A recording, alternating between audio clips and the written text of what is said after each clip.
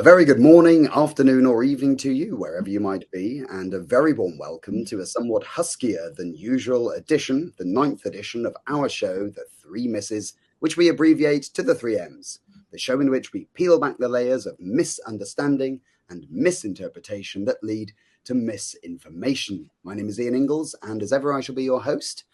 Also, as usual, I'm joined by my two fellow China expatriate experts, Jerry Gray and Fernando Munoz. Good morning, gents. Good Good morning, morning. everybody. So, same format as usual. Every show, I shall pose questions to Jerry and Fernando on various topics, both ongoing and topical ones that pertain to China. In our previous shows, we have discussed the US Congress's Uyghur Policy Act, China's alleged social credit system, China's impending collapse, China's rise, and the TikTok affair, among other topics. Do please feel free to check them out on our channel. Now, a point that I always stress, at least have done so far, is the fact that the three of us have between us around 65 years of life in China, which has given us a diverse experiences of both work and life in different parts of the country, which is something that many spectators and pontificators and China experts, read China haters, in the West cannot usually claim to have had. So now that that's out of the way, let's move on to the discussion. There are so many stories about China that abound in the media that are just plain wrong. And there are those that just seem to be misunderstandings. Now, today we're going to have a look at how China's military expansion is misunderstood around the world. Fernando, if I could turn to you first. I believe that you have an example of a media report that's based on these misunderstandings, don't you? Well, yes, Ian, although not exactly a misunderstanding. This was a little bit more than that. Nicholas Burns, the U.S. ambassador to China, was being very undiplomatic when he went onto a media interview just the other day and plain and simple lied. He did not make a mistake. It wasn't a misunderstanding. He plain and simple lied. In a recent Zoom broadcast, the U.S. Ambassador Burns made a series of statements regarding the South China Sea dispute, which really warrant closer examination. I want you to watch a very short video right here.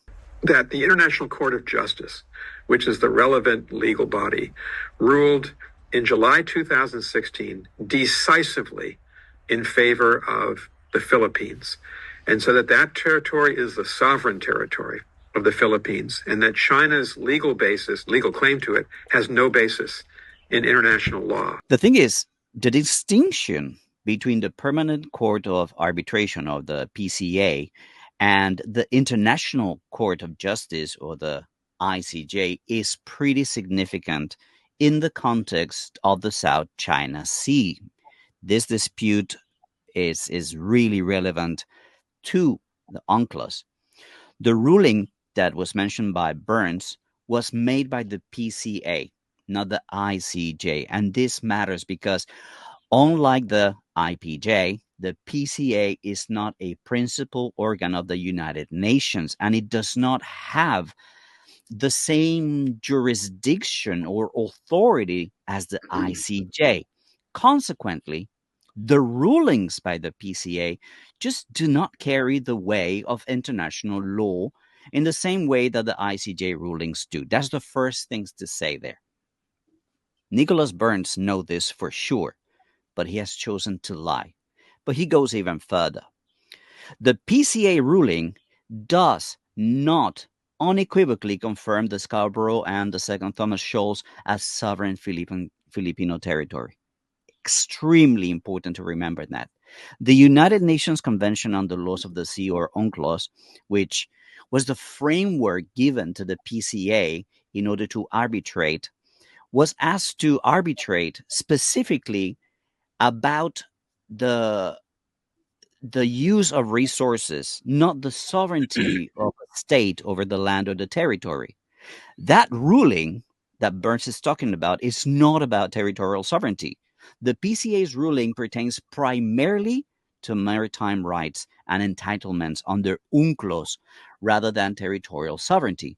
And I quote here, The tribunal is fully conscious of the limits on the claims submitted to it, and to the extent that it reaches the merits of any of the Philippine submissions, intends to ensure that its decision neither advances nor detracts from either party's claim to land sovereignty in the South China Sea. Period. The tribunal does not see that success on these submissions would have an effect on the Philippine sovereignty claims. Nicholas Burns knows that the ruling that he mentioned during that interview was absolutely not about sovereignty, but he went even further. Nicholas Burns' assertion that all the rest of the world recognizes that this is sovereign Filipino territory is yet another lie from this individual. All the rest of the world understands that and recognizes that this is sovereign Filipino territory, but China refuses to agree and ignores the International Court of Justice ruling.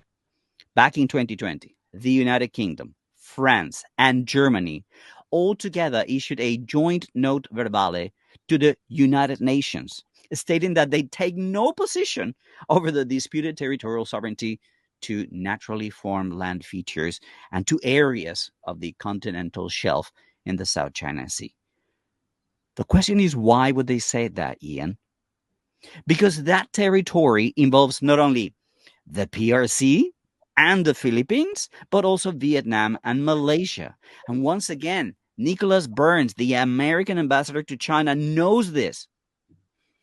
Heck, even his characterization of the situation has been contradicted by the CIA website, which describes that the shoal is a disputed territory.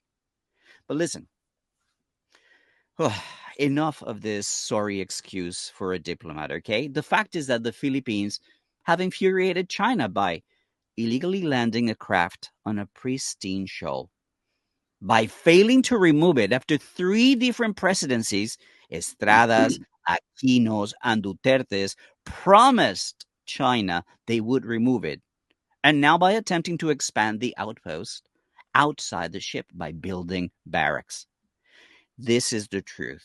China hasn't breached international law by preventing building materials, but allowing food and supplies to go through. If the Philippines decide to leave the shoal alone, China will leave it pristine. That's the truth.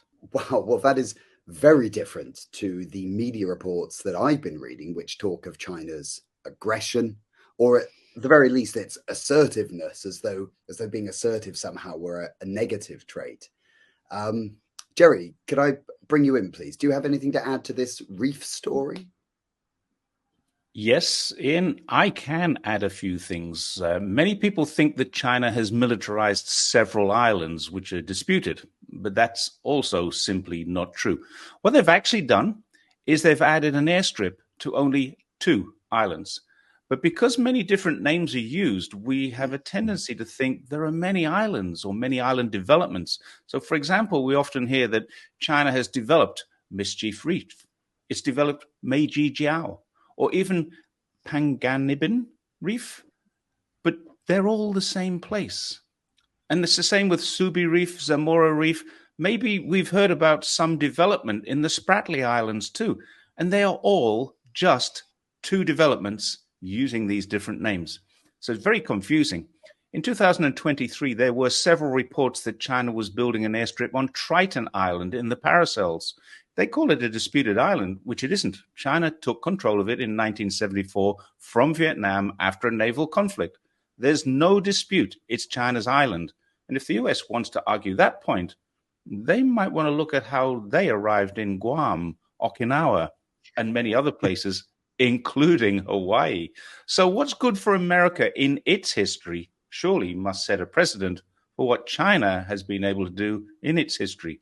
However, back to the supposed airstrip, it turns out it isn't long enough for planes. It doesn't have an apron. It has no hangars or control tower.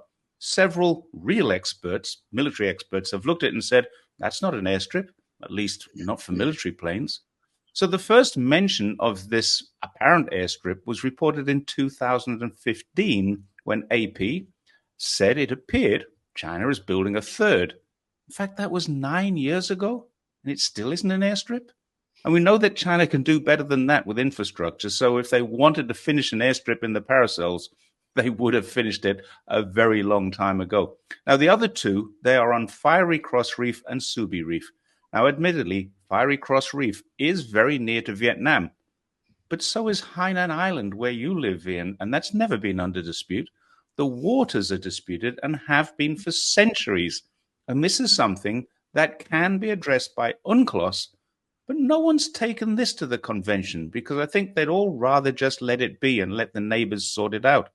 Fiery Cross does have an airstrip, but it's never been used by the military.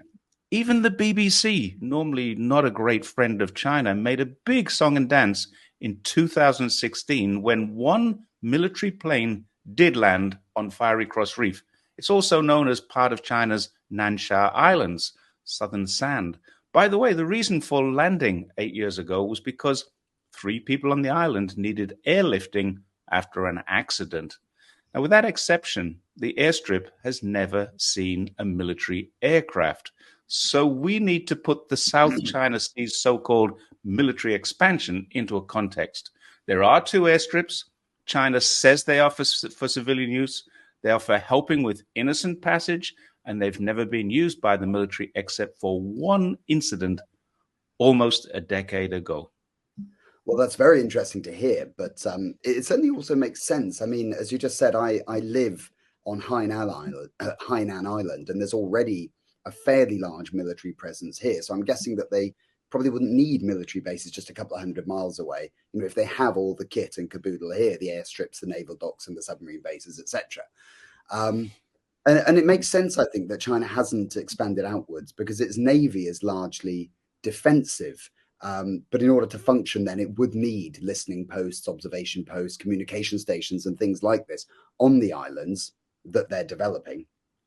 But I don't think, even the most ardent anti-China hawk could criticize a country for building observation posts around its maritime borders, especially as there are no docks for large ships, no submarine posts, no barracks for troop accommodation. That they can hardly be called aggressive. It also tends to suggest that these installations in the South China Sea are, like pretty much everything else that China does, is simply there for defensive purposes. Well, many people do know this. I live in the city of Zhongshan. By Chinese standards, it's a small city. Most people outside of China, though, have never heard of it. But everyone inside of China knows it because it's the birthplace of Sun Yat-sen, the first president of China and leader of the revolutionary movement that overthrew the Qing dynasty. However, the USA has only one city, New York, and Europe has only 3 cities, London, Moscow, and St. Petersburg, that are bigger than Zhongshan. Now you know. But there are some other concerns that I've been made aware of. For example, what China was doing in Latin America a couple of years ago, what China is doing with the port of Gwadar, if I'm pronouncing that correctly, in Pakistan, and this so-called military expansion into Africa that people keep talking about. So if I could, I'd like to turn to issues pertaining to Latin America now. There are concerns about this. Latin America, of course, is the USA's backyard. There were reports of China's military presence there. Fernando, if I could bring you back in, what's the story with China in Latin America? Well, Ian, this is just nothing more than another misunderstanding. If people are reading that China is acting aggressively in Haiti, there are 2 aspects to this story. One is the presence of UN peacekeepers in the country. And the fact is, China is the largest contributor to the UN peacekeeping force. The other is even less of a worry when you think about it, but I'll come to that in a moment. Let's look at the peacekeepers first. One important point is that Haiti does not recognize the PRC, the People's Republic of China. It's one of the very few countries around the world that still recognizes Taiwan. So if we look at it from that perspective, why should China even bother to help Haiti? But the fact is, they still do on a humanitarian basis. They sent a peacekeeping force there for 6 months back in 2021, and they extended that stay in October to 9 months. The US wanted them to extend it to 12 months, but China compromised on 9. Now, back in 2010 and again in 2015, China sent help to Haiti in the form of aid. And way back in 2005, they sent police as peacekeepers. They've never sent military to any country in Latin America, but they did do something that caused a lot of concern to the US, as it always does. They sent a hospital ship to Latin America, and they do this a lot. The ship docks in an impoverished country. It tends to the sick and the needy. They conduct operations in one of their 8 operation rooms and give traditional Chinese therapies whenever there is needed. They do all this for free, and America, of course, isn't happy about it. But this is hardly a military expansion, Ian. Well, no, obviously not. But I'm guessing that there must be some sort of soft power projection there, and this might well be why trade with the region is increasing. Could that be right? Well, China is all about business. I just learned that China will be building one of the largest ports in Latin America in Peru. So, yeah, it is important not to forget that even though America considers Latin America their backyard, there are a few countries in the region that are suffering under US sanctions, even though it's their backyard. So think about this, guys. If China doesn't help them, who is going to help them? Well, fair point. Yeah, well made, Fernando. Yeah. When people say that China is the world's largest polluter, that is true. But there are 2 things that people fail to consider. Number 1, it has the second largest population in the world.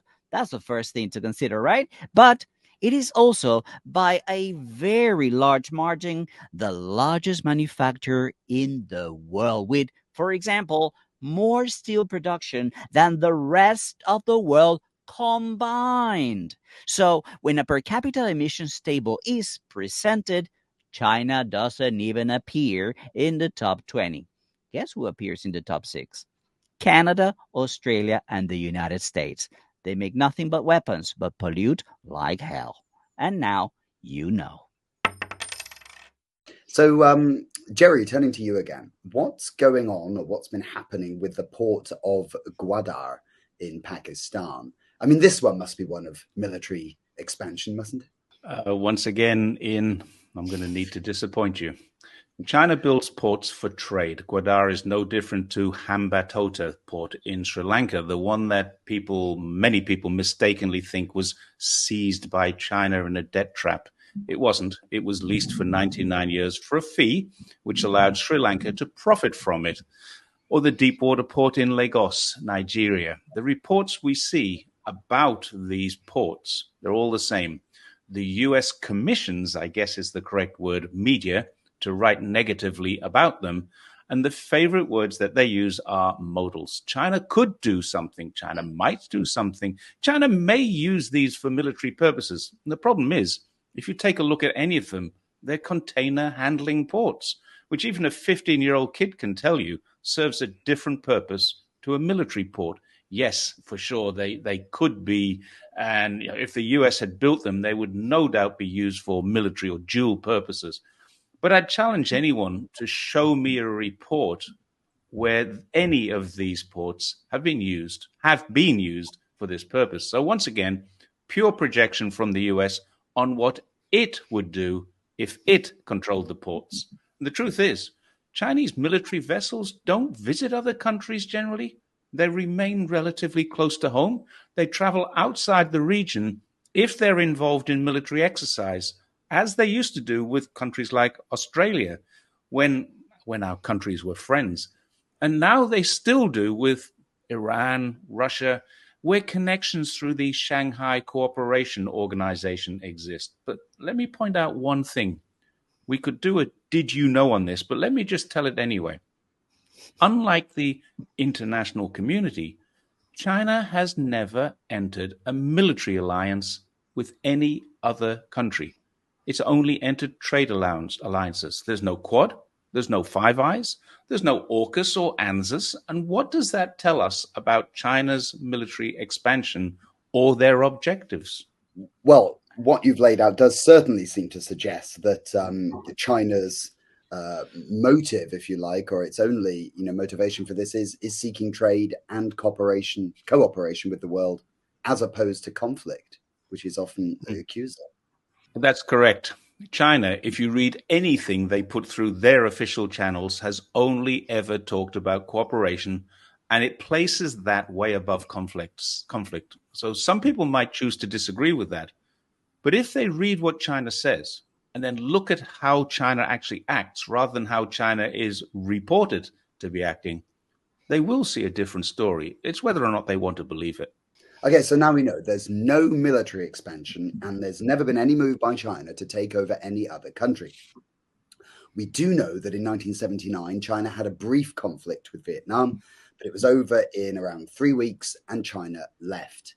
There have been, of course, some border skirmishes with India, but apart from that, there hasn't been any military activity by China other than this reported massive buildup in the South China Sea. So, Fernando, why are they doing that? Well, Ian, the reason is pretty obvious. Militarily, for the last 70 years, the U.S. has been trying to get China to play the same game by its rules. They're trying to poke them and get them to react. It destroyed the Soviet Union in the Cold War, and that should have been the end of NATO, but it wasn't.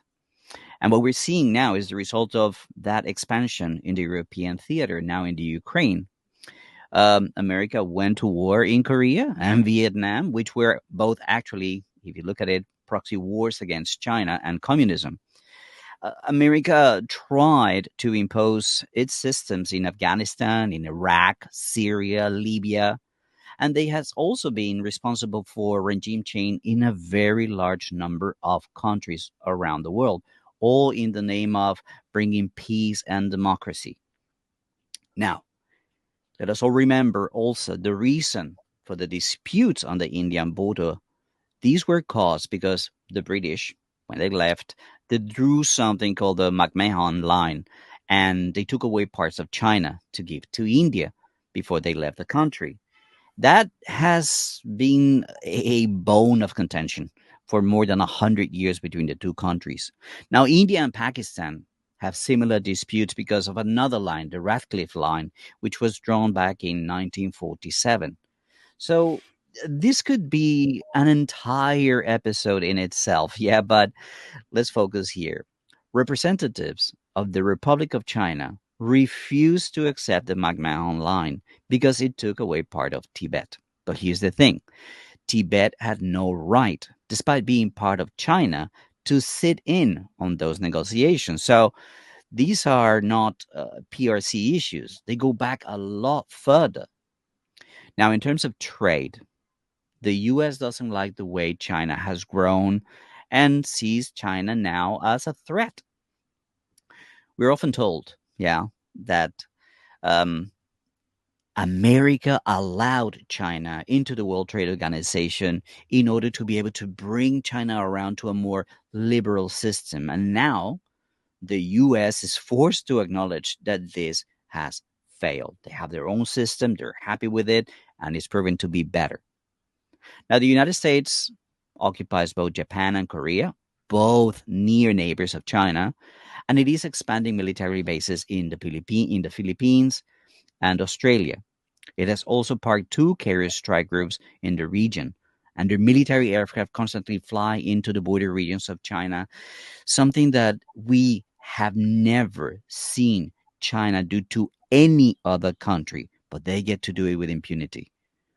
We have watched as the US has formed military alliances and partnerships with India, Japan, the UK, Australia, and New Zealand, and has ships and planes from all of those countries, as well as others such as Germany and Canada, flying and sailing up and down around China's maritime and air defense zones. Why? Why? They say that it's all to control China's supposed aggression, which we've talked already, is non-existent. Quite non-existent, imagined, basically fake, really. Jerry, any last words on this? Only a short one, Ian. The US has often said that it doesn't interfere in the sovereignty of other nations, but we all know that's a joke. It does it often, even inside China. It's been done in Hong Kong, Xinjiang, and Tibet, and with several of China's neighbors, including Afghanistan and Mongolia. China is different. It says it won't interfere in the sovereignty or the internal affairs of any other nations, and its record speaks for itself. The Chinese have signed up with over 150 countries in the Belt and Road Initiative. Not one of them has been asked to make any changes to accommodate China's ideology. They are lending massive amounts of money and also forgiving some debts through the China Development Bank and other international institutions, and they've never imposed any conditions related to the form of governance, which is something the World Bank does. Let me quote Daniel Kreitenbrink, the U.S. Assistant Secretary of State for East Asia and Pacific Affairs, from a couple of weeks ago. He said, in relation to China's increasing developments in the global south, we don't want countries to have to choose between us and China. But we want to help ensure that they have a choice and they can make their decisions free from coercion, which I think sums this up entirely. Countries should have a choice. China feels exactly the same. Let every country choose, and most of them will choose to do business with both great powers. And China's fine with that. The US is not. As John Mearsheimer has said, you can't be a friend of China and a friend of the USA. The USA will never accept China as a near peer or peer competitor. So the only thing I would add to that is Mearsheimer got it wrong. China is not a near peer competitor to the USA, but in many respects has eclipsed the USA. Manufacturing is now doing what the US could have done if they'd taken a different direction 50 or 60 years ago. That's all I have to add to that. Well, that just about says it all, I think. But there's one little thing I'd like to add, if I may. Apart from just briefly touching upon it earlier, we haven't really talked about Taiwan at all today, but that is another major issue in China's defensive strategy. Now, Taiwan is part of China, and China has displayed incredible patience and restraint in that regard. The US has prodded and poked away at this for many years, but China has said only one thing, and it wasn't that it would take Taiwan by force, but was that they would prevent Taiwan from being taken and would not rule out force to do so. Another example of how words are manipulated and twisted to make China look like the aggressor. Anyway, that does it for our show today. Thank you both for your thoughts and opinions on China's military expansion. Needless to say, I look forward to our next discussion. And thank you out there for watching too. Feel free to comment, press the like button, share, and above all, subscribe to our channel. Excuse me. And we shall see you next time for more China insights on the 3 M's. Bye-bye, everyone. Bye for now. When people say that China is the world's largest polluter, that is true. But there are two things that people fail to consider. Number one, it has the second largest population in the world. That's the first thing to consider, right? But it is also, by a very large margin, the largest manufacturer in the world with, for example, more steel production than the rest of the world combined. So when a per capita emissions table is presented, China doesn't even appear in the top 20. Guess who appears in the top 6? Canada, Australia, and the United States. They make nothing but weapons, but pollute like hell. And now you know.